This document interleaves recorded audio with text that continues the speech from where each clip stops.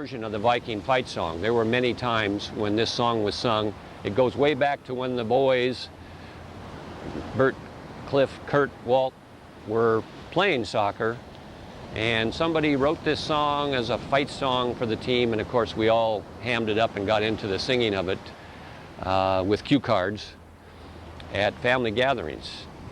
So Walt explains it best. Walt, what's the history of this song, and let's hear it. By Dr. Bricks. He was an Olympic soccer player and one of the stalwart members of the Viking Athletic Club before the Swedish Americans joined it. We amalgamated, and then he composed this song, and we used to sing it to lift up our spirits. All right. So you guys give us a starting tone here.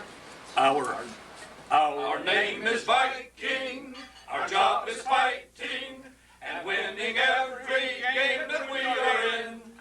We never give up, we always cheer up, and keep on fighting, striving for a win.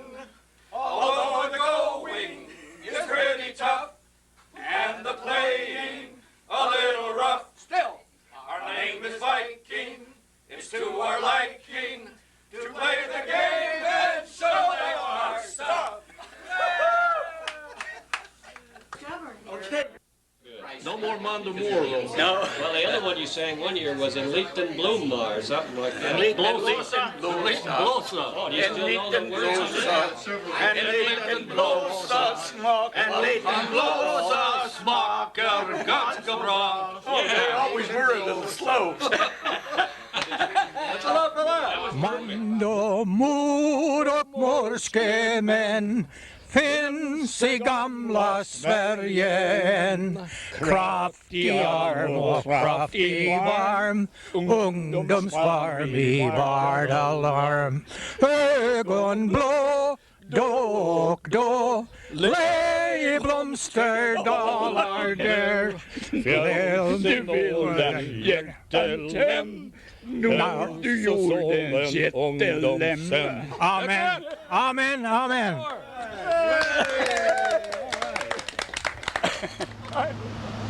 I think most of the family has seen this one interview, but it's a classic and it belongs on this tape, where Bert and Walt are sitting side by side evaluating the other person's soccer skills. And we all know they were excellent players, but it's interesting to hear how they evaluated each other. Starts out kind of calm, and then when there's a little bit of negativity from one side, the other guy has to get in on his licks in. So here we go with Walt and Bert talking about their soccer days.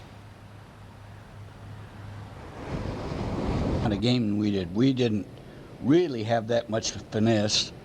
We were long on heart and maybe a short on skill. Mm-hmm. But I would want to comment on Walt.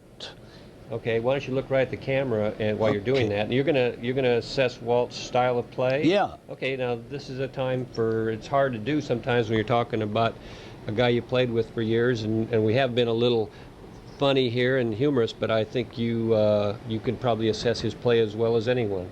So well, I could probably do more than that. Okay. I would say that Walt is my idea of the perfect mixer-upper. If there's one way of doing stuff, Walt would take the other way, and he had more probably people that bothered him more than they bothered other people. Okay. He was probably hypersensitive to an elbow in the shoulder or a kick in the shin or something, and he would retaliate. He probably was an example for us, but we were busy keeping him out of trouble. And I would I would say... Now, Dave, back up a little bit here. Come on over to a little wide shot of Bert and Jay here. Now, you're gently putting the needle into him because he's only a few feet away, and I'm separating you now, or he might have to deck you. But tell me, I mean, I've heard you talk about Kurt and Walt as if there was something going on, they would be taking care of business, and they wanted the ball. They were eager to get the ball to get things done. Right, and I think the assessment is pretty good. However, we were not particularly blessed with speed.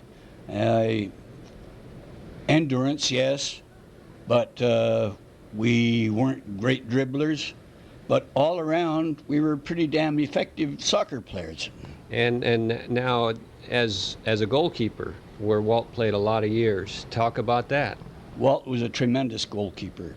The only goalkeeper I ever saw played in the same classification with Walt was Gary.